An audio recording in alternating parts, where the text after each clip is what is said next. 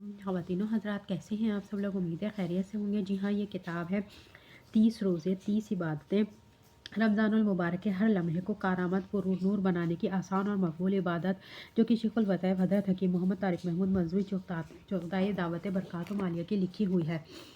خوش آمدید ماہ رمضان۔ حضرت ابو ہریرہ رضی اللہ عنہ سے حضور اکرم صلی اللہ علیہ وآلہ وسلم سے نقل کیا کہ میری امت کو رمضان شریف کے بارے میں 5 چیزیں مخصوص طور پر دی گئی ہیں جو پہلی امتوں کو نہیں ملی ہیں۔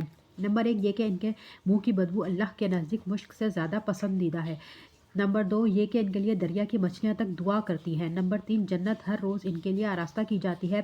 پھر حق تعالیٰ شانہ فرماتے ہیں کہ قریب ہے کہ میرے نیک بندے دنیا کی مشقتیں اپنے اوپر سے پھینک کر تیری طرف آویں۔ نمبر 4 اس میں سرکش شیاطین قید کر دیے جاتے ہیں کہ وہ رمضان میں ان برائیوں کی طرف نہیں پہنچ سکتے جن کی طرف غیر رمضان میں پہنچ سکتے ہیں۔ نمبر 5 رمضان کی آخری رات میں روزہ داروں کے لیے مغفرت کی جاتی ہے۔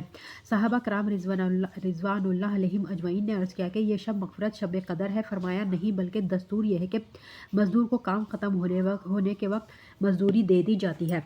پہلا روزہ رمضان المبارک کا پہلا عشرہ رحمت ہے، لہٰذا اس عشرے میں آپ جو بھی وظیفہ کریں یہ سوچ کر کریں کہ اللہ کی رحمت مجھ پر بارش کی طرح برس رہی ہے اور میں اس رحمت میں نہا رہا ہوں یا نہا رہی ہوں، اور میں جو وظیفہ کر رہا ہوں یا کر رہی ہوں میرا کریم رب اس کو سن رہا ہے اور اپنی شایان شان مجھے اس وظیفے کی برکات سے نواز رہا ہے۔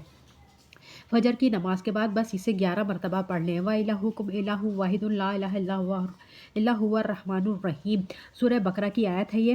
نمبر 2 فجر کی نماز کے بعد 11 مرتبہ اسے پڑھ لیں۔ الف لام میم اللہ لا الہ الا هو الحی القیوم۔ سورہ آل عمران کی آیت ہے۔ ان دونوں کی فضیلت یہ ہے کہ حضرت ابو شامہ رحمۃ اللہ علیہ فرماتے ہیں کہ میں نے سورہ بقرہ میں اسم اعظم کو تلاش کیا تو آیت الکرسی میں اللہ لا الہ الا هو الحی القیوم ملا، اور آل عمران میں اللہ لا الہ الا الحی القیوم میں ملا، اور سورہ طٰہٰ میں وَأَنَاتِ الْوُجُوهُ لِلْحَيِّ الْقَيُّومِ ملا۔ ظہر کی نماز کے بعد 101 مرتبہ پڑھیں یا حیو یا قیوم۔ طریقہ آج ہمارے دلوں سے نیکی کی رغبت ختم اس لیے ہو رہی ہے کہ ہمارے دل مردہ ہو چکے ہیں۔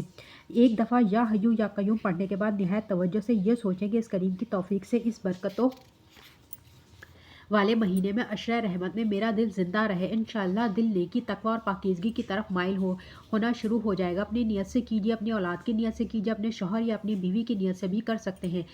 فضیلت یہ ہے کہ حضرت ابن عباس رضی اللہ تعالیٰ عنہ سے مروی ہے کہ اللہ تعالیٰ کا اسم یا حیو یا قیوم اعظم ہے۔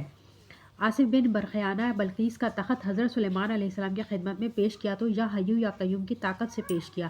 حضرت عیسیٰ علیہ السلام جب مردوں کو زندہ کرنے کا ارادہ کرتے ہیں تو یا حیو یا قیوم کہتے ہیں۔ عصر کی نماز کے بعد پہلے روزے میں آپ نے 21 دفعہ پڑھنا ہے یا حیو یا قیوم برحمتک استغیث، اور مغرب کی نماز کے بعد 21 مرتبہ آپ نے پڑھنا ہے لا الہ الا انت سبحانک انی کنت من الظالمین۔ ان سب کی فضیلت یہ ہے کہ جو مسلمان کسی چیز کے متعلق ان الفاظ کے ساتھ اللہ سے دعا کرے گا تو اللہ کی دعا ضرور قبول کرے گا، اللہ اس کی دعا ضرور قبول کرے گا۔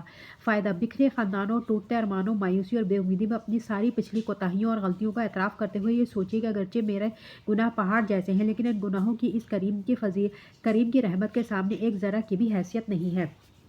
رات کو سونے سے پہلے یا رب یا رحمانو یا رحیمو یا حیو یا قیوم برحمتک استغیث پہلے روزے کی رات آپ نے یہ پڑھنا ہے۔ طریقہ: رات سوتے وقت یہ سوچے کہ اللہ کی رحمت مجھ پر بارش کی طرح برس رہی ہے اور میں اس میں نہا رہا ہوں، اور یہ دعا پڑھتے پڑھتے سو جائے۔ تو خواتین و حضرات، آج کے لیے اتنا ہی، ملتے ہیں اگلی ویڈیو میں۔ اللہ حافظ۔